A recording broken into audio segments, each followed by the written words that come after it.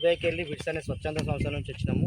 ఇక్కడ ఎందుకు వచ్చామంటే మెయిన్ బ్యాంక్ అంటే ఏంది, బ్యాంకులు ఎందుకు అకౌంట్ తెలుసుకోవాలి, బ్యాంకులను ఎందుకు పొదుపు చేయాలి, బయట ఎందుకు పొదుపు చేయదు, బ్యాంక్ వల్ల లాభాలు ఏంటిది, నష్టాలు ఏంది, మా బ్యాంక్ కొన్ని ఇన్సూరెన్స్లు ఉంటాయి, వాటి గురించి మనకు అవగాహన ఉండాలి.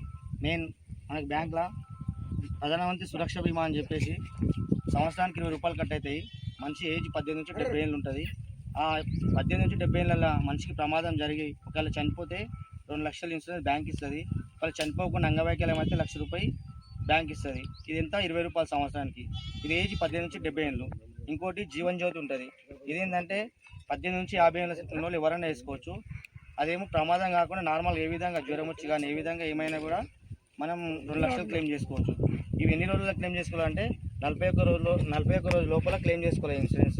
మనం చనిపోయిన తర్వాత నీకు 2 నెలలకు పోతా 3 నెలలకు పోతా అంటే కాదు, మినిమం 41 డేస్ లోపల మనము బ్యాంకులో పోయి సబ్మిట్ చేయాలి. ఒకవేళ యాక్సిడెంట్ అయ్యి మనం చనిపోయిన అనుకో, ఒకటి FIR కాపీ, ఒకటి అతని Aadhaar card, nominee Aadhaar card, ఎవరైతే చనిపోయారో అతని అకౌంట్ బుక్, ఈ 4 తీసుకొని బ్యాంకులు ఇవ్వాలి. ఇస్తే మనకు 15 డేస్ లోపల క్లెయిమ్ అయిపోతుంది. 2 లక్షలు ఏ చనిపోయినా అని చెప్పేసి బ్యాంకులో అయితే మన ఇంటికి వచ్చి ఇన్సూరెన్స్ ఇవ్వాలి.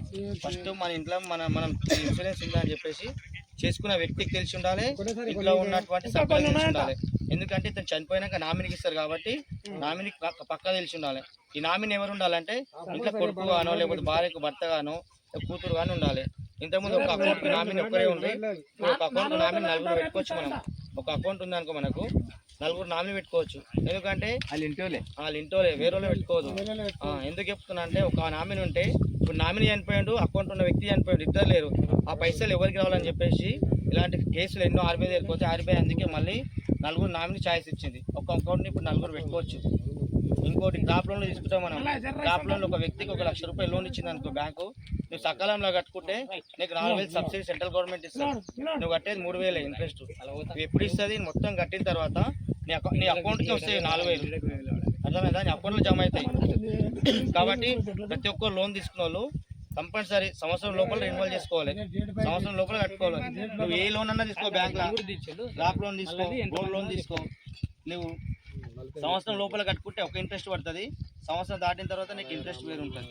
కాబట్టి మనం ఫస్ట్ బ్యాంకులో తీసుకునేటప్పుడు మనకు స్తోమత మనం ఇంత అయితే కట్టుకుంటాం అంటేనే అంతే తీసుకోవాలి తప్ప ఇస్తుందని చెప్పేసి ఆశపడి ఎక్కువ తీసుకొని మనం ఎక్కువ కాబట్టి కంపల్సరీ నీకు ఇంత శాతం అంతే తీసుకోవాలి. నీకు ఒక ఎక్కువ ఉంది అనుకో, నీకు 30,000 నుంచి 50,000 మధ్యలో ఇస్తుంది.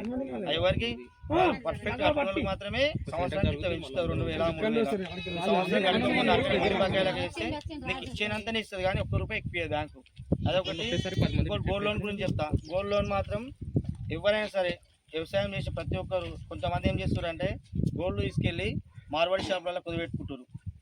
అది మనకు పరిమితం కాదు, అతడు ఎప్పుడు వెళ్ళిపోతాడో కూడా తెలియదు. అదే బ్యాంక్ ఉంటే బ్యాంక్ ఎప్పటికీ కిందపడి ఉంటుంది. నువ్వు బ్యాంకులో పెట్టుకుంటే ఇంట్రెస్ట్ తక్కువ ఉంటుంది. నీకు ఈరోజు అవసరం ఈరోజు పెట్టుకున్నావు, రేపు నువ్వు ఫంక్షన్ వచ్చేది 10 రోజులు అయిన తర్వాత నీతో డబ్బులు ఎడుకెళ్ళి తీసుకొని పోయి పెట్టి మళ్ళీ ఫంక్షన్కి అది బంగారం తీసుకొని పోయి మళ్ళీ వచ్చి మళ్ళీ పెట్టినా తీసుకుంటుంది. అదే మార్వాడి షాప్లో పెట్టినా ఆ నెలకు పోయిన తర్వాత 2 నెలలకి తర్వాత పోతే ఏం చేస్తావు? ఎగ్జాంపుల్ చెప్తా.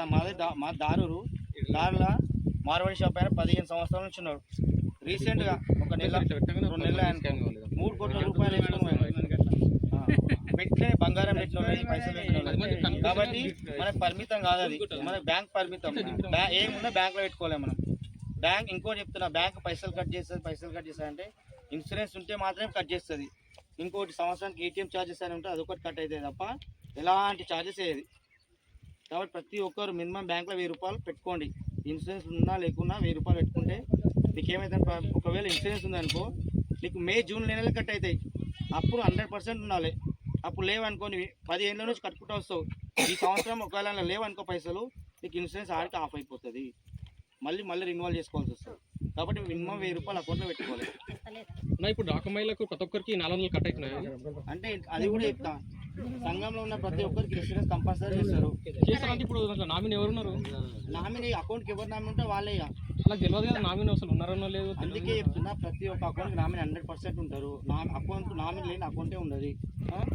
ఎవరు ఉన్నారో తెలుసుకోవాలంటే మనం బ్యాంక్కి వెళ్ళాలి. ఈ అకౌంట్కి ఎవరు నామినీ ఉన్నారు, వేరే వాళ్ళు ఉంటే చేంజ్ చేయించుకోండి.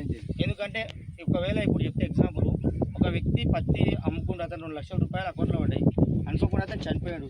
చనిపోయిన తర్వాత అందులో ఉన్న పైసలు నామినీకి వస్తాయి. ఆ నామిని ఎవరో వేరే ఎల్లప్పో మల్లప్పో ఉంటాడు, అతనికే వస్తాయి తప్ప ఇంటికి రాదు. ఇంటి వాళ్ళకి రావాలంటే చేంజ్ చేసుకోవాలంటే ఇప్పుడు వేరే పేరు ఉంటే చేంజ్ చేసుకోవాలంటే అది అట్లా అకౌంట్ మాత్రం అకౌంట్ గురించి చెప్తాను నేను. అకౌంట్ నామినీ ఇప్పుడు చేంజ్ చేసుకోవచ్చా? ఇప్పుడు వేరే వాళ్ళు చేసుకోవచ్చు, ఎవరైనా బ్యాంకు పోయి అడగాలి ఫస్ట్. బ్యాంక్ వెళ్ళి అడగవచ్చు. ఇంకోటి ఒక్కరు కాదు నలుగురు పెట్టుకోవచ్చు నామిని. దానికి మనం మళ్ళీ ఇప్పుడు సపరేట్ ఫామ్ ఫిల్ ఫామ్ ఉంటుంది ఆడ, ఫామ్ ఫిల్అప్ చేసి నామిని ఎవరైనా ఉంటారో వాళ్ళ ఆధార్ కార్డు లింక్ అటాచ్మెంట్ చేసి ఫామ్ ఫిల్అప్ చేస్తే అయిపోతుంది. నామిని మెయిన్ నీ అకౌంట్కి మెయిన్ నీవెంతనో నామిని కూడా అంతే హక్కు ఉంటుంది. కాబట్టి నామిని కంపల్సరీ ఇంట్లోనే పెట్టుకోండి అందరూ. అట్లా ఉండవద్దు. ఎవరి అకౌంట్కి ఇప్పుడు నా అకౌంట్ ఉంది, నా అకౌంట్కి మా నాన్న ఉండు నామిని. మనకు ఫోన్ ఉంది కదా, ఫోన్ చేసుకోవచ్చు. చెక్ చేసి వస్తుంది.